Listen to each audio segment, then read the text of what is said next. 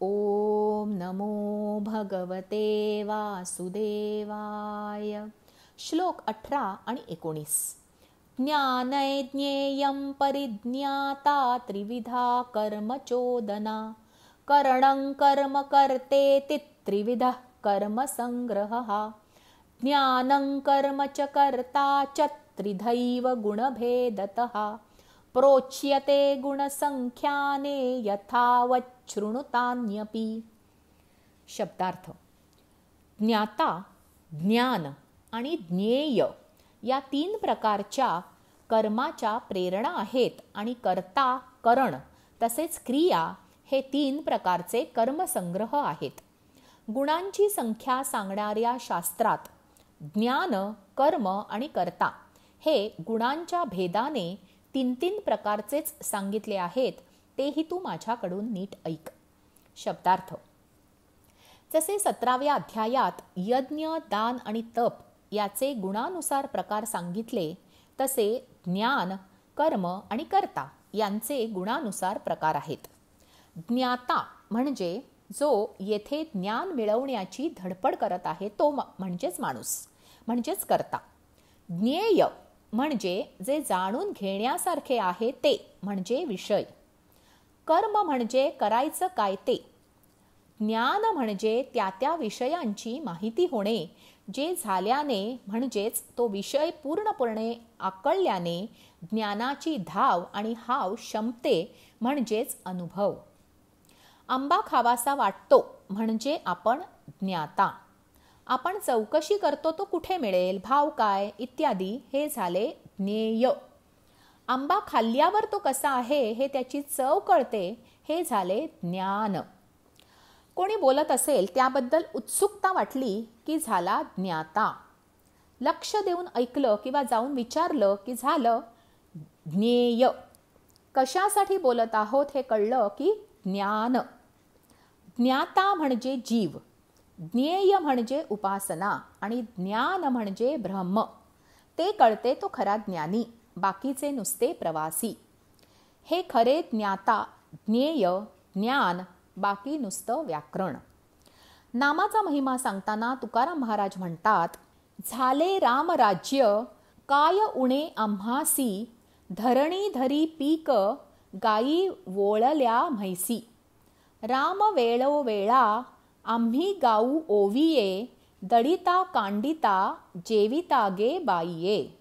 स्वप्नीही दुःख कोणी न देखे डोळा. नामाच्या गजरे भय सुटले कळी काळा. तुका म्हणे रामे सुख दिधले आपुले. तया गर्भवासा येणे जाणे खुंटले. म्हणजे राम नाम घेतले तर काळाचीही भीती वाटत नाही. आपण स्वतः हा ज्ञाता, नाम हे ज्ञेय आणि त्या ज्ञेयाने काळाची भीती वाटत नाही, हे ज्ञान. श्लोक 20 ते 22. सर्वभूतेषु येनैकं भावमव्ययमीक्षते. अविभक्तं विभक्तेषु तज्ज्ञानं विद्धि सात्विकम्. पृथक्त्वेन तु यज्ञानं नानाभावान् पृथग्विधान्. वेत्ति सर्वेषु भूतेषु तज्ज्ञानं विद्धि राजसम्. यत्तु कृत्स्नवदेकस्मिन् कार्ये सक्तमहैतुकम्. अतत्त्वार्थवदल्पै च तत्तामसमुदाहृतम्. शब्दार्थ.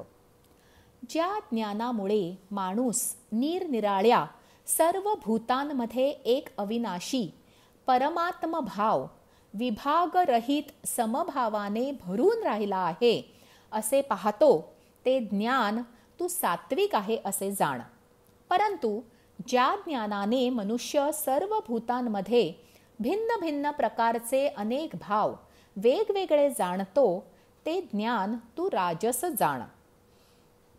जे ज्ञान एका कार्यरूपी शरीरातच पूर्णासारखे आसक्त असते, तसेच जे युक्तिशून्य तात्विक अर्थाने रहित आणि तुच्छ असते, ते ज्ञान तामस म्हटले गेले आहे. भावार्थ. सात्विक माणूस इतरांना मदत व्हावी, स्वतःची आध्यात्मिक प्रगती व्हावी या उद्देशाने ज्ञान मिळवतो. त्यात पूर्ण लक्ष देऊन शांतपणे, कोणताही गर्व न करता साधेपणाने ज्ञान संपादन करतो. त्यात कोणताही मोठेपणा, बडेजाव, गाजावाजा, चर्चा करत नाही. ज्ञान मिळवणे माझे काम आहे या विचाराने आचरण असते. त्यामुळे त्याला त्या अनुभवाचा आनंद घेता येतो.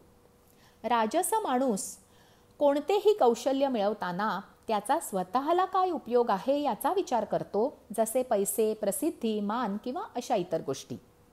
ज्यात स्वतःचा फायदा नाही, व्यावहारिक दृष्टीने उपयुक्त नाही, ते तो शिकत नाही. त्या शिक्षणातील व्यावहारिक बाजू त्याला कळते, पण तात्विक, बौद्धिक कळेल असे नाही, कारण तो त्या दृष्टीने विचार करत नाही. तामस माणसाला गोष्टीत त्रासदायक काय आहे ते आधी कळते आणि ती गोष्ट तो लगेच आत्मसात करतो. भोगविलास असेल असे ज्ञान, माहिती तो गोळा करतो. स्वतःची, समाजाची प्रगती असले विचार त्याच्या मनातही येत नाहीत. बाळाचे पाय पाळण्यात दिसतात याचे उदाहरण वर्गात बघायला मिळते. वर्गाचे काही नियम असतात, शिस्त असते. वर्गात शिक्षक नसले की बाल स्वभावानुसार मुलं दंगा सुरू करतात. त्यातही प्रकार असतात. सात्विक मूल असेल तर ते आरडाओरड, मस्ती यात नसते. ते फार तर गप्पा मारेल किंवा गोष्टीचे पुस्तक वाचेल. राजस स्वभावाचे मूल खेळेल, चेष्टा मस्करी, हास्य विनोद करेल. तामस स्वभावाचे मूल असेल तर इतर मुलांच्या खोड्या करणे, त्यांना त्रास देणे, रडवणे, मारणे, इतरांच्या वस्तू घेणे, डबा खाणे, भिंतीवर लिहिणे, आरडाओरडा करणे अशा त्रासदायक गोष्टी ते करत राहते. या दोष कोणाचा नसतो, ते उपजत असते. चूक बरोबर, चांगले वाईट असे नाही. प्रत्येक व्यक्तीत तीनही गुण कमी अधिक प्रमाणात असतातच. अंगभूत गुणांचा उपयोग करून घेता आला पाहिजे, यालाच कलचाचणी म्हणतात. सात्विक मूल संशोधन, अध्यापन इत्यादी करू शकते. राजस व्यक्तिमत्व खेळाडू, वक्ता, व्यवस्थापन, व्यापार अशा क्षेत्रात नेत्रदीपक कामगिरी करते. बेडरपणा, शक्ती जिथे आवश्यक आहे अशा क्षेत्रात तामस व्यक्ती कौशल्य मिळवू शकते. राशी आणि त्यांचे गुण आपण नेहमी वाचतो. कन्या राशीची चिकित्सक वृत्ती आणि अतिचौकस स्वभाव यावरून चेष्टा केली जाते. पण शिवाजी महाराजांची कन्या रास होती आणि या गुणांचा त्यांनी कसा उपयोग केला हे पाहण्यासारखे आहे. सावधपणामुळे त्यांनी कित्येक प्रसंगांवर मात केली. प्रत्येक व्यक्ती देवाची निर्मिती आहे. निरुपयोगी असे या जगात काही नसते. आजचे निरूपण इतकेच. जय श्री कृष्ण.